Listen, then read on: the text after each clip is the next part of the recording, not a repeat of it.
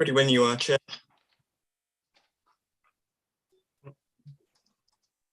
Thank you, Callum. Welcome everybody to this evening's planning meeting. Just to remind everybody that this is a virtual meeting, so if we have any technical problems, please bear with us. We'll invite the speakers in by name for their prior to their 3 minutes, or for ward councillors they have whatever time they like. The process we'll take is the same as always, so we'll have the officer update if there is one, the officer report, we'll then have the speakers, we'll have a members debate. I'll restate the recommendations that we're voting on, get a seconder and a proposer for the recommendation. We'll have a vote which will be conducted by David tonight, and after the vote I'll restate the decision that we're making. So David, could you do a register for us, please? I can. So when I call out your names, councillors, if you could just give us an affirmative. Councillor Adams. Present. Councillor Howes. Yeah. Councillor Mitchell.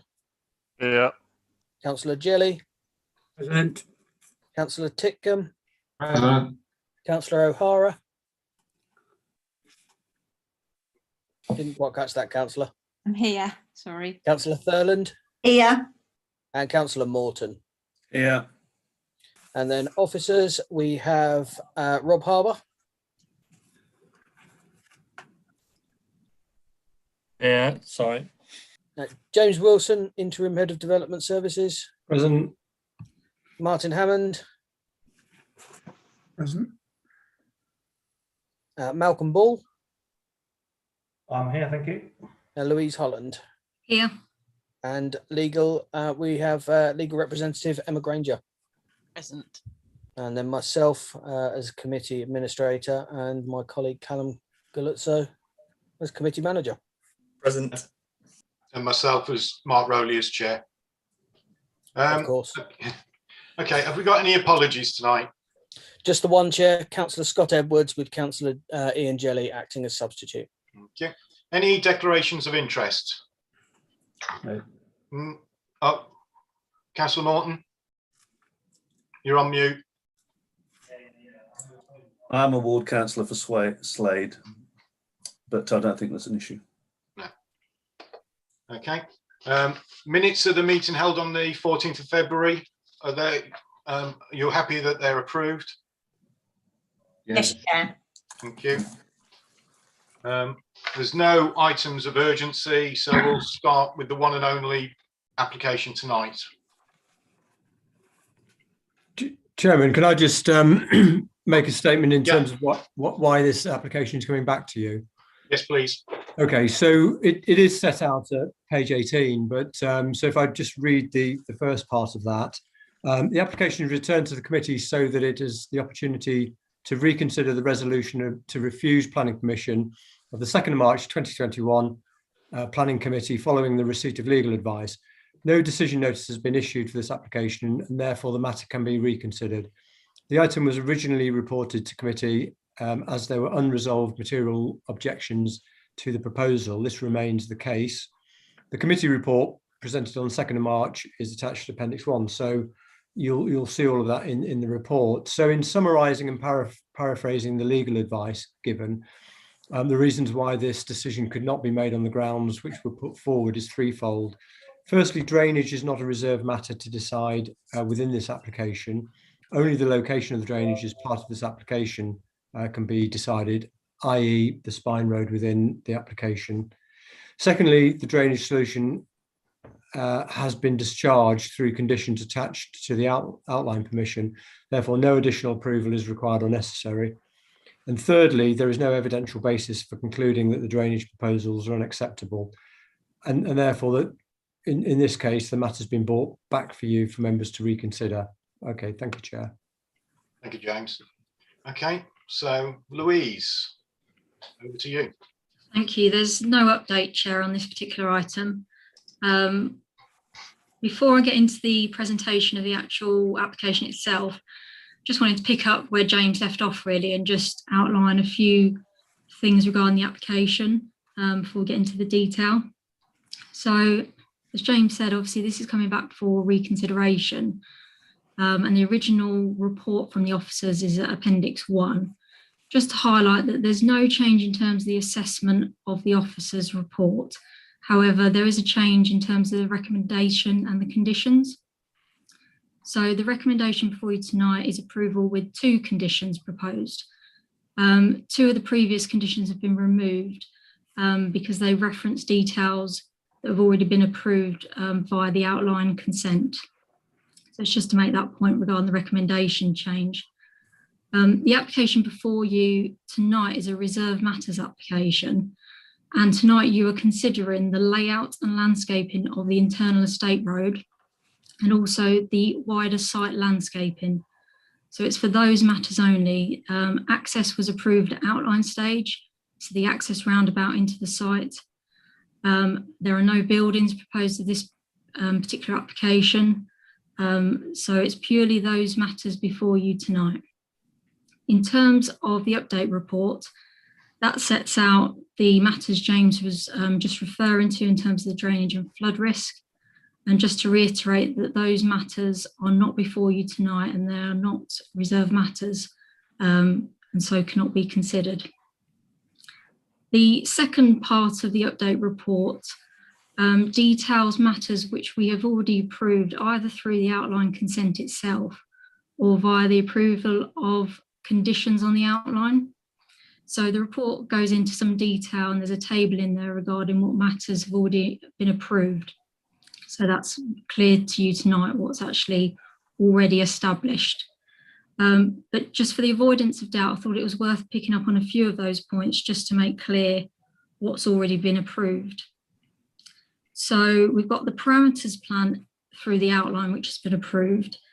And that includes site levels, finished floor levels, and the creation of 1 level across the site, and also maximum building heights, ridge heights. So that's already been set out in terms of the outline consent. We've got the width of the landscaping around the site, and that includes the southern buffer. So the width of that has already been established. But before you tonight will be the detail in terms of the trees and species, etc. Another thing that's already been approved is the general alignment of the estate road, and I will show you a plan later on just showing that. And then the other 2 things just to mention that have been approved via outline conditions are the surface water drainage strategy and flood mitigation. So those 2 are 2 separate things. In terms of flood mitigation, there is a flood mitigation channel on the eastern side of the site. The location extent of that has already been approved, and that is not reserved matters for you to consider tonight. In terms of surface water drainage strategy, we'll come on to, I'll perhaps mention a bit of that in terms of the presentation, but I just want to be very clear that that does not form part of the decision tonight. So that's already been approved. So just to reiterate, it's the layout and landscaping of the estate road and also the wider landscaping that you are looking at tonight. So if we could go to the first slide, please. Thank you. So I'm sure you're all aware of the location, but just to ensure you know where the site is, we've got the location plan in front of you and some context. So to the south, we've got the village of Isham. To the western side of the site, we've got the A509. And then up towards the northwest corner, we've got junction 9 of the A14. And then to the right of the picture, you'll see Weetabix, and then further on, Burton Latimer. So that's just to give you a bit of context about where we're talking about tonight. If we could have the next slide, please. So I just wanted to briefly just show you the context of the site. So in terms of the Joint Core Strategy policy, it is an allocation within our development plan, and the application site is effectively plot B on that plan in front of us. Now, at the outline stage, we approved the width of the southern landscape buffer, as I shall refer to it as, and that did have a different width than is shown on that policy plan in front of you. but the width has been approved. So I just want to make sure that we're very clear that that's already been established through the outline considerations. And that did take into account that policy and obviously the plan that is in front of you at the moment. If we go to the next slide, please. So this is the parameters plan that was approved as part of the outline, and there was a non-material amendment approved on that.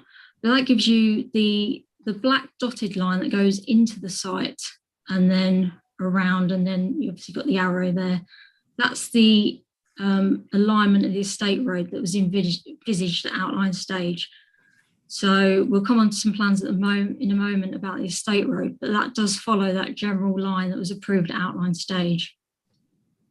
You'll also note on that plan, we've got that on the right-hand side, which is the southern boundary, the landscape buffer that I was just referring to. On the eastern edge, which is at the top, which is the hatched green area, there's the flood mitigation channel that's already been approved in terms of its location and extent. So that plan has already been approved.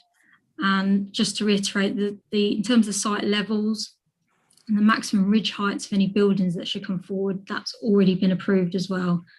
So I think there was some debate around that at the last committee. So just to make that clear to all members. Next slide, please. This is more to note really that obviously access was determined at outline stage. So the roundabout going into the site, which is towards the bottom of this picture, has already been approved. So that's not before you tonight. And just to also mention that the dualling of the 509 was approved as a separate planning application that you'll note in the planning history. Next slide, please. So to get into a bit of detail about the application itself, this is the very sort of outline plan of the estate road which goes into the site. So at the bottom of your picture, you'll see the site access roundabout that's already been approved.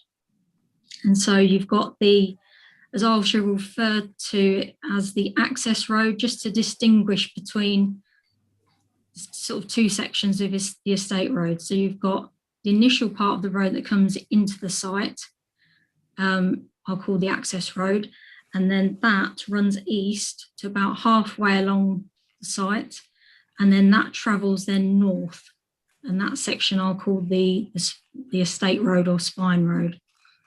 And adjacent to that is a swale, which is part of the already approved surface water drainage strategy. Just a couple of points to note on this plan in terms of the estate road. At the top of the estate road, you'll note it's a bus turning area or turning area for any vehicles that need it.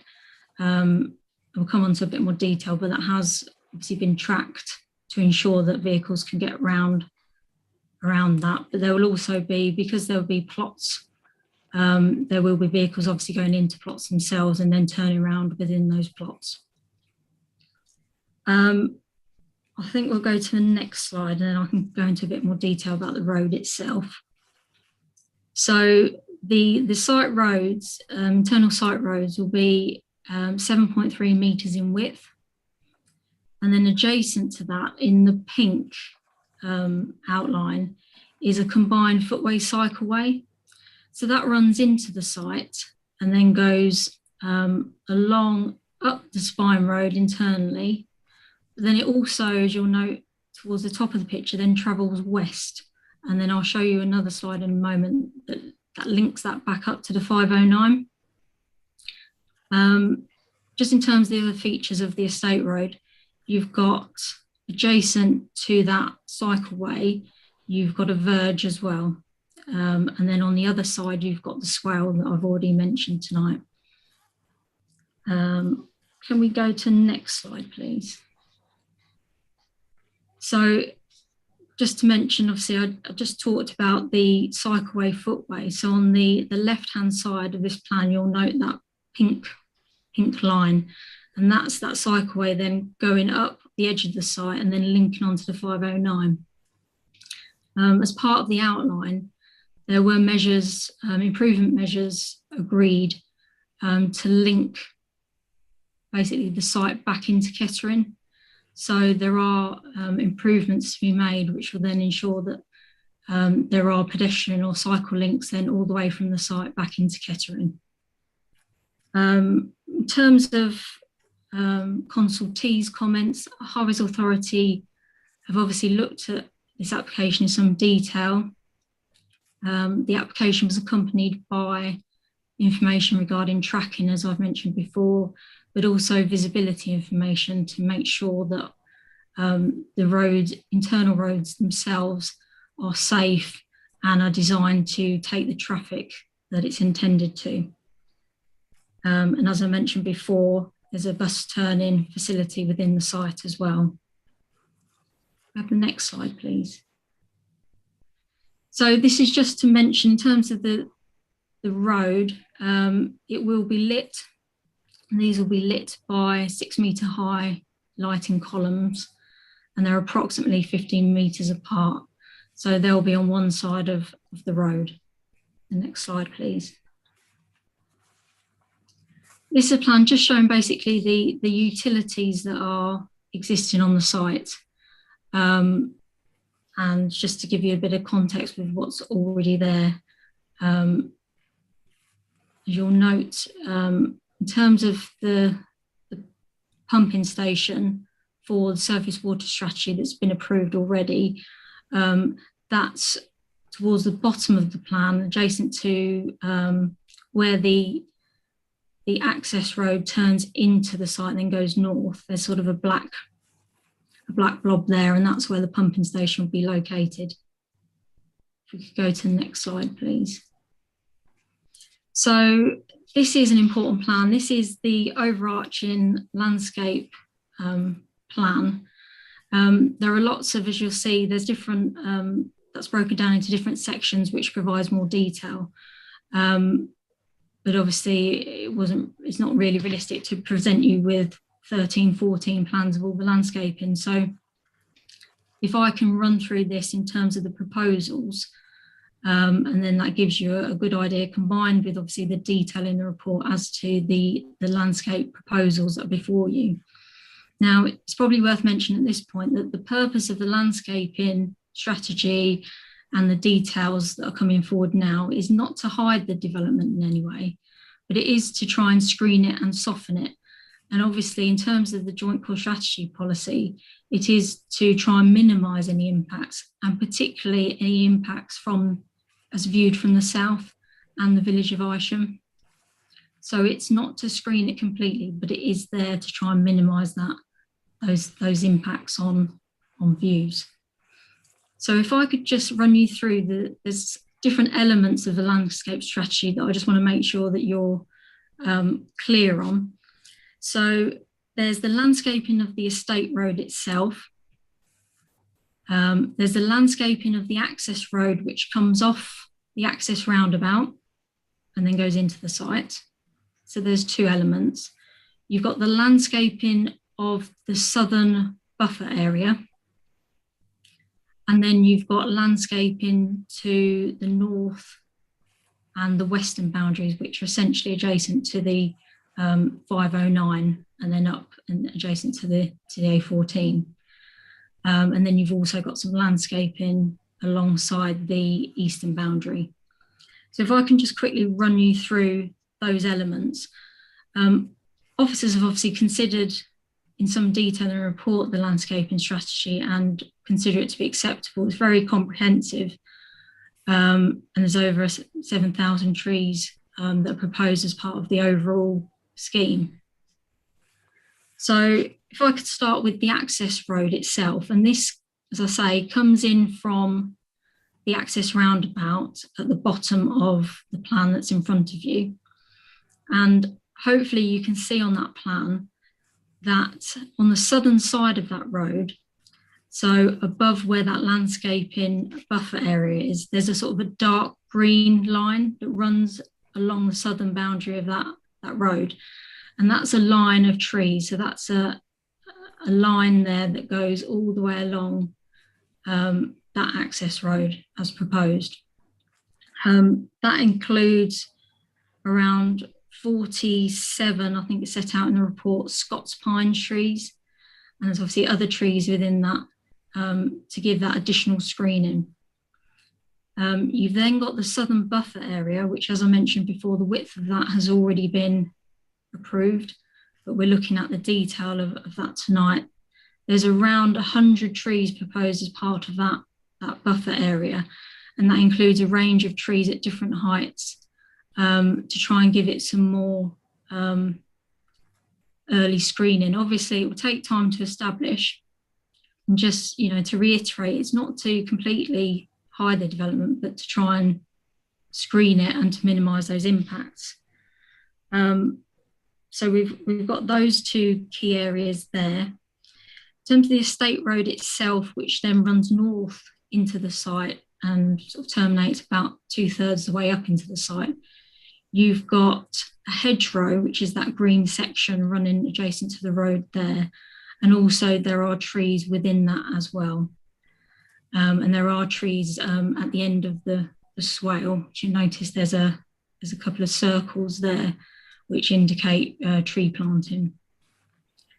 In terms of the boundaries adjacent to the A509, so that western boundary and that north boundary, that's woodland planting that's proposed, and that's native woodland planting.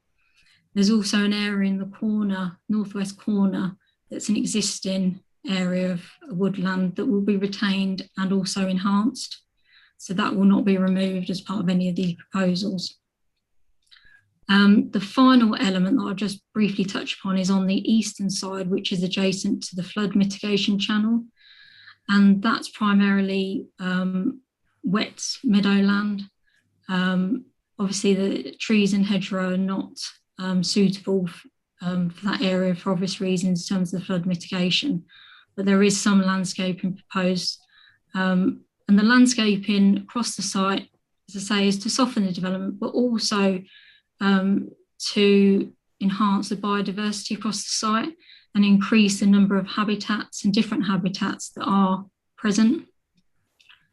Part of the strategy also, which isn't a requirement of the outline permission, but something that the applicant has proposed, is to have some kind of trim trails of outdoor gym running along some of these areas that will loop around into the access road, which they would like to be open to public access. So, as I say, that's an additional thing and not something that's required as part of the outline or to make the development acceptable, but it's just an added feature that's been proposed. If we could have the next slide, please. So I've included a couple of the viewpoints that the applicant has provided as part of the original outline, just to give you a little bit of context of views from the site. And this is a view from the Isham there, the point, the reference point that it's taken from in the bottom part of that picture. So that's the existing view. And then if we go to the next slide, this basically shows with buildings on site and at the maximum ridge height that was proposed, how that could potentially look. But obviously before you tonight, there are no buildings, but it's just to give you an idea, because obviously tonight you're looking at the estate road itself, which would obviously sit much lower than any building. But also there are lighting columns and things proposed. So it's just to give you that view really of what it looks like from that particular point. If we could have the next slide, please.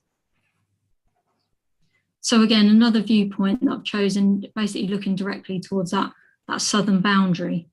And just to give you an idea really and a feel for the site. Next slide, please. So to sum up, see, tonight before you is a reserve matters application for the estate road going into the site, the landscaping of that, and also the wider landscaping. And obviously within the report, we set out tonight very clearly what matters are before you and what elements have already been approved. So it's recommended with the 2 conditions, so not the 4 that were originally proposed. And I will leave the presentation there, but obviously happy to answer any questions during the debate. Okay, thank you, Louise. So we can have our first speaker, Councillor Hallam. Problems, I'll just bring them through now, Chair.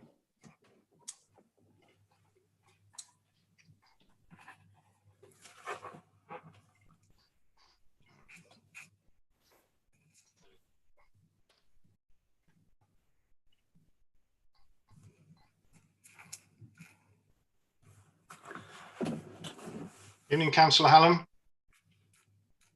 You're on mute at the moment, sir. There you go. Okay. Can, Are you ready for me? yeah, so you've got 3 minutes whenever you're ready. Thank you, Chairman, for allowing me to speak. The Tritax site, formerly known as DB Cemetery, has not been without its challenges, but I first want to remind members, residents of Isham accepted the idea of development under the Joint Core Strategy some years ago, although since its earliest presentations, the building area has grown substantially and the vegetation area to mask sound, light and views of the site by Isham have gradually shrunk to the tiny area we see unplanned today. There are serious concerns over the current amount of flooding on both the site and the road areas, which have been closed 3 times in the last 12 months. Material concerns raised by the Parish Council are confirmed by the officer in his report on the 2nd of March, and this is one reason why the application was brought to members. Pages 36 and 37 of the officer's original report reference flood compensation measures. Therefore, it's right to show concern given the situation on site today. Reference has been made repeatedly to the Joint Core Strategy, and on further inspection, it does make serious recommendations. And on the current version, point 3.59 says, new development should be located in areas at the lowest probability of flooding, so that most vulnerable development is located in the lowest flood risk areas. And it goes on in 3.62, flood storage measures will be required in the Nen corridor and upstream catchments of the Slade Brook, River Eyes and Willowbrook to enable future growth to be facilitated. Slade Brook has been satisfied by the Glendon Hall storage reservoir, which so far has been successful. Willowbrook by the Weldon flood storage, which proved inadequate as demonstrated by the 23rd of December flooding. And there is as yet no provision for the Eyes Valley, but properties are already experiencing flooding. So the JCS implies that there should be limited development along the Eyes Valley prior to flood storage being in place in the valley. I would respectfully suggest the application is refused or at the very least deferred while these matters are properly considered, rather than see further flooding on the Eyes Valley, particularly on the south of Kettering and to the east of Isham. Thank you. Thank you, Councillor Hallam. You'll be put back into the waiting room. You can carry on watching in YouTube. And our next speaker is Councillor Hobbs.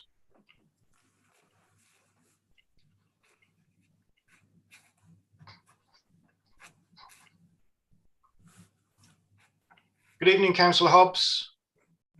You're on mute at the moment, sir.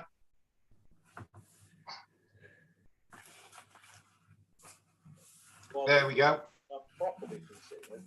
Are you ready, sir? Yeah. Whenever you're ready, you've got 3 minutes. Okay.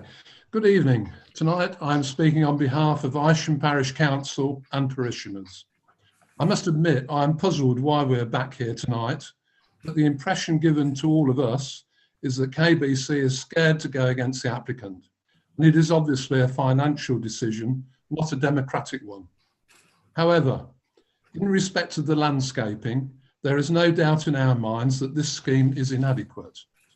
A lot is being made about the quantity of trees and shrubs which are being proposed, but you must remember how big this site is. It covers an area approaching 6 million square feet. The buildings are 2.3 million square feet, and the distance around the edge of the site is nearly 2 miles. Do you now believe the number of trees and shrubs sound a lot? The JCS says proposals should include the delivery of strategic landscaping at the southern edge of the development to limit the visual impact on Isham. What do we have? Proposed floor levels which result in a steeply sloping bank, meaning that the planting has no or limited visual impact. Does that comply? The JCS says provide a connected network of high quality landscaping which minimises visual impact. What do we have? Proposed levels which result in a highly visible access road, which is even worse at night because of vehicle lights. Does that comply? Simon James of the North Northamptonshire Planning Unit said, we have conceded that the size of the landscaping strip on the southern boundary could be reduced if the applicants were able to demonstrate that tree screening could be provided within the car parking areas. What do we have? Can you see any? Does that comply? The JCS says the development should provide an accessible network of green infrastructure provided by the Eyes Valley Corridor to integrate the development into the countryside, enhance the character and ecological value of the development and create accessibility, usable green space. What do we have? A 17,750 metre cubic ditch. Does that comply? It is clear that this application is a dismal failure to comply and should be rejected by you out of hand. Thank you. Thank you, Mr. Hobbs. We'll be returned to the waiting room and you can watch the rest from YouTube. Thank you. Okay. So next we've got Councillor Hakewell.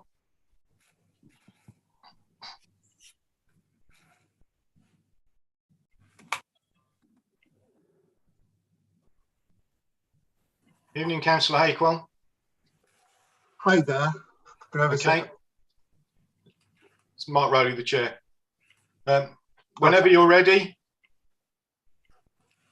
You've obviously got no time limit, but please keep it succinct if you can. Well, as if I would go longer than I need to, Chairman. I don't know who you're thinking of. The committee's in an invidious position tonight, having sat here and made similar comments 2 weeks ago and felt that the decision was a right one in relation to this. You're now back, sat firmly down, and I'm sure with the concept, if not the reality, of approving something. What we've actually got is something that we are trying to mitigate, that if you said before anything was done on this site, that this was going to have to be the mitigation, this was the access, this was the flooding, you would have said this is not a suitable site for it. But what we've got, and this is a legacy for the Borough Council, is everything back to front.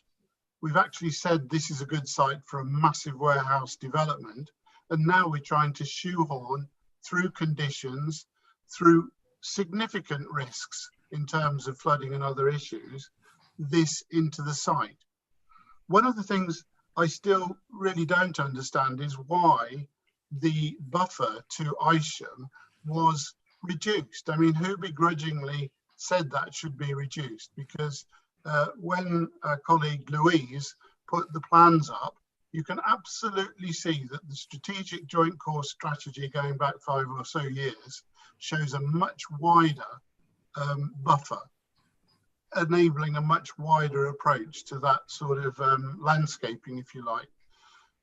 So a lot of these things have already been determined before you've come here tonight, which is why you are back here tonight. We've talked a lot about flooding, and I accept we're not supposed to talk about that. But the other aspect of that is there is a much greater propensity with this application for the Isham bypass, which will be solid, obviously, as a road, to direct water into this site.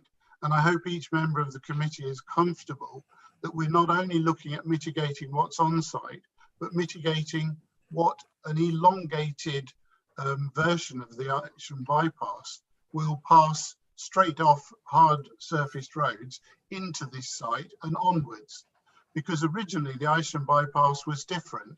It went up much further to the west of this site, and therefore there was more opportunity to mitigate some of the problems that might come forward. On the plan that was shown, and it only just occurred to me when a colleague showed it, there was a green field with a footpath talking about looking at the southern aspect of the site. Now, whether that's a formal footpath or another footpath, I couldn't see that on the plans, and perhaps you as committee members would like to double check that. It's either a footpath by use or a statutory one.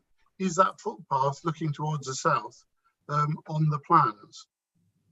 So as far as the landscaping is concerned and the digging of the site into the hillside effectively, and we are supposed to be concentrating on landscaping, I think it's really depressing that we've already given way on that, and that the residents the other side of that into Isham will seriously be affected by it. And I guess, Chairman, we will all watch the legacy of tonight's decision and the failure of the strategic planning to understand what the detailed planning was going to do to this part of our countryside. I thank you for allowing me to come along and speak this evening. Thank you. Thank you, Councillor.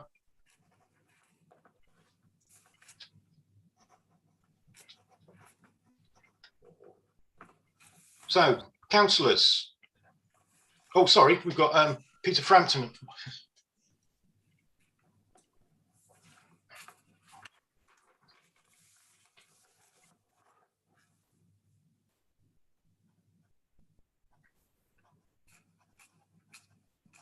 Good evening, Mr. Frampton.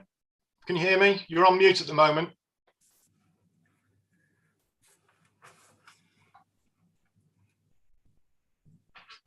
You're on mute, sir. There we go. Thank you, Chairman. So you've got 3 minutes whenever you're ready. Thank you.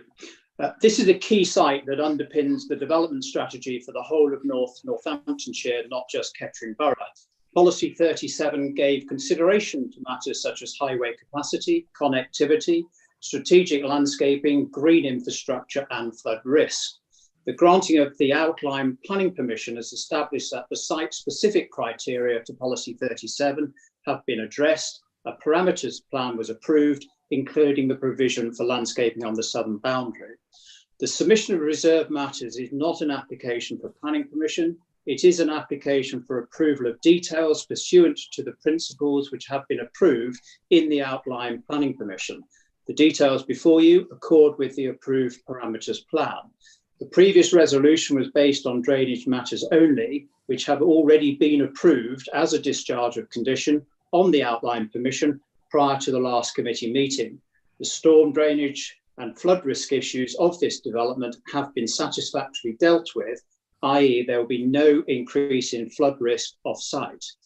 In respect of landscaping details, the provision for planting has been enhanced since the submission was first made, including the provision of trees at 4.5 metres in height from the outset and the planting of a hedge alongside the access road. The access road has clearly got to be at a height of the existing 509. The site has been lowered, which is an advantage, not a disadvantage. I referred at the last committee to the 19,000 trees, shrubs and hedge plants and the meadow planting extending to some 14 football pitches in scale. Scots pine have been included in the planting mix at the request of officers to assist in providing all year round screening. In my submission, this development should not be delayed. The proposals are consistent with the development plan. They are consistent with the grant of outline planning permission. It is of vital significance to the local economy, and particularly for those who are seeking new job opportunities, that this substantial investment by TSL has a very real significance to them in the realisation that new jobs will become locally available. I hope members will accept the legal advice that has been provided to them in respect of the past resolution and grant approval for these details in order to enable this very important site to come forward into development and to provide new jobs within the local economy. Thank you, sir. Thank you, Mr. Frampton. Put back in the waiting room. You can watch the debate on YouTube. So, councillors, Councillor Thurland. Yeah, thanks, Chair. I'm glad we've clarified what we're actually looking at. So I hope the questions I'm going to ask, and I'm sure you'll tell me if they're not relevant. I like the bit with the gym equipment. I think that's good. The lighting that's going along there, bearing in mind what we've been talking about street lights in the in light of what's happening or what's happened to the lady, is this at minimum standards? Because people are going to be cycling on there, walking along there. We want to make sure that it's as safe as it's could possibly be. The trees, they're going to be 4.5 metres high. If any of them fail, I presume there's a condition in there that they have to be replaced quickly. I've got down the footpath that Councillor Hapewell asked about, and is everything that we've agreed, because we're not arborists, we don't go to arboretums very often, so the trees that we're having, we are taking at face value, these are the correct trees to plant, either for drainage or sound. So I'd just like clarification for that. And I saw Weetabix was quite close. I presume whenever we looked at anything, that's not going to be affected. So that's the questions I've got, and I hope they are relevant for tonight. Thank you. Louise? I'll try and cover all of those. Tell me if I've missed anything. In terms of lighting, obviously, as part of the proposal, I showed you a plan with the lighting of the Spine Road itself. Yeah. We proposed condition 2, recommended condition number 2, which is regarding additional lighting for the footpath itself, because obviously it goes up into the site, but then takes a turn to the west and then links to the 509. Yeah. So there's a provision for additional details should they be required to come forward as part of that condition, because that's not currently part of the proposal. Yeah, that's good. So that's the lighting. In terms of the trees, obviously there's a mix of trees. So some of them go up to 4.5 metres. There are some that are lower than that, and then additional planting. Some of it native species, and also, you know, we've mentioned about sort of Scots pines and different things to try and give it some instant coverage. In terms of failure of trees, there are conditions obviously on the outline regarding should there be any dying trees that they have to be replaced within a certain period, and normally that's a period of 5 years. But alongside all of this and the outline consent, there was a landscape management plan that's already been agreed as well. And so there's management for beyond that 5-year period, which is the norm. In terms of the type of trees, obviously there's different reasons for having trees. So normally we would seek native trees because obviously the biodiversity value of that. But obviously through negotiation, we've got other trees in there that we wouldn't necessarily have for biodiversity value, but recognise we need some higher evergreen species for that sort of screening and to minimise that impact. And as I said, obviously there will be an impact. There will be an impact on views, but obviously this is a site that's come forward under an allocation. But it's about minimising the impact, and that's what obviously the policy and JCS asks for. Yeah, no, that's good. I think you've answered all of that, and I'm glad about putting that extra condition about the lighting, Louise. Thank you. You didn't answer about the footpath. No, thank Before you. someone else asks. That's covered at page 8D of the agenda papers. So there's no public footpaths inside the site itself. But there are public rights of way that go near to or around the site. So it won't interfere with any of those existing public rights of way. Yeah, good. Thank you. Thanks, Louise. Councillor O'Hara. Thanks, Chair. I was going to ask about the footpath really, because I know it runs along the edge of it. So that was really, Councillor Thurns asked really about the lighting. Will it be like the low level lighting, as in head height type lighting? or ones that are kind of quite high up, like we have street lighting for those paths that do, for them to walk into the site or cycle into the site.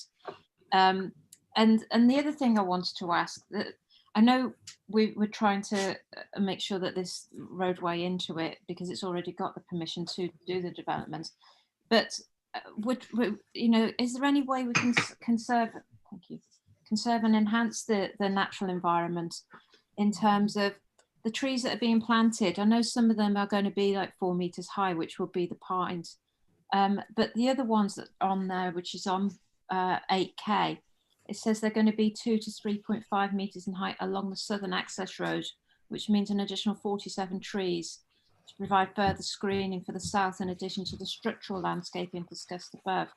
So with the structural landscaping, is that more to keep the equivalent of I don't know what you call it. Is it like a bundle, swale, whatever you want to call it?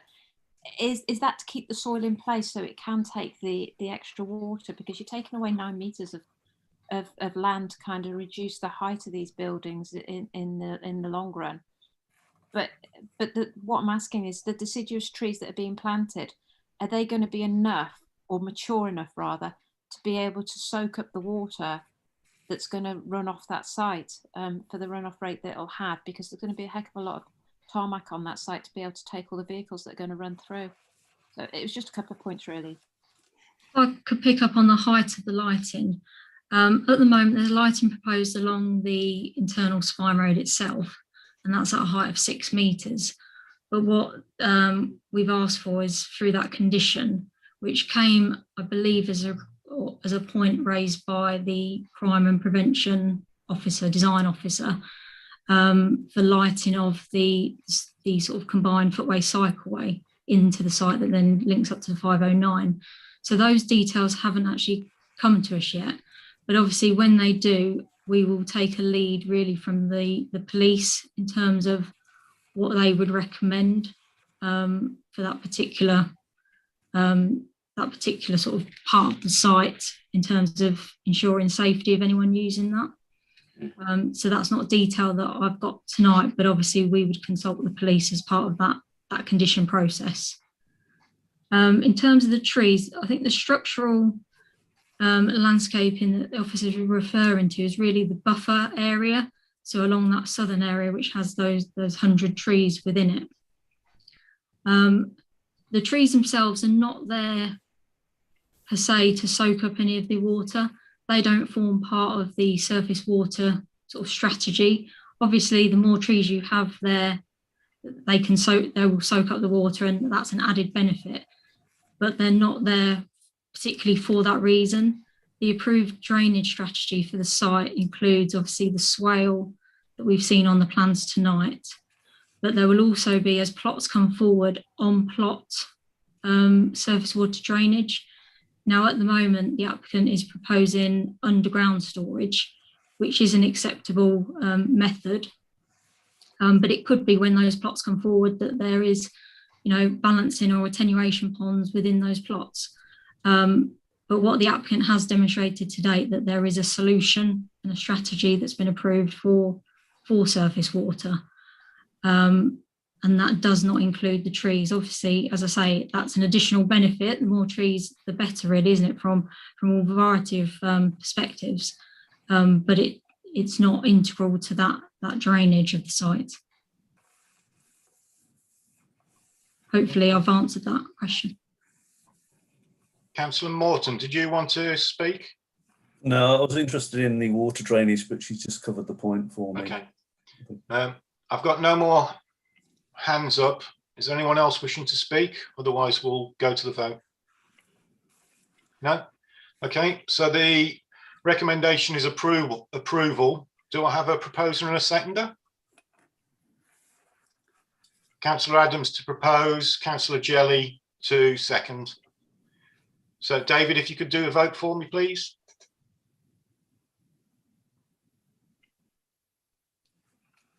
Okay, so councillors, when I call your name out, if you can tell me if you're for the proposal, against the proposal, or abstaining. So we'll start with Councillor Adams. For. Councillor Howes. For. Councillor Mitchell. For. Councillor Jelly. 4. Councillor O'Hara. Sorry, Councillor, didn't hear you. Councillor. 4. Councillor Thurland. 4. Councillor Morton 4. and Councillor Titcombe. 4. And that would be unanimous, Chair. Okay, thank you. So that application is approved. Can I thank everybody for attending tonight, especially Malcolm Ball for being on standby. Thank you very much. And I declare this